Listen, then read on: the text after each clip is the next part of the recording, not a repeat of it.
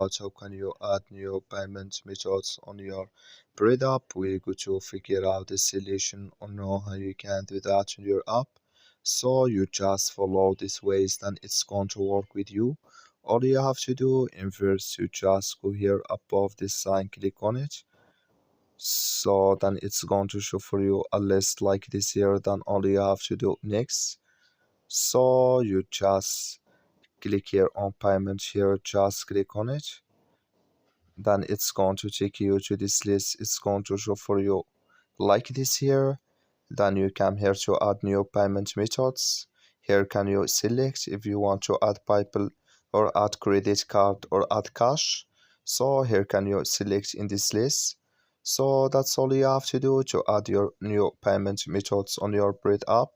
So you just follow these ways, then it's going to work with you. Thank you for watching. Don't forget to support us by liking, subscribe.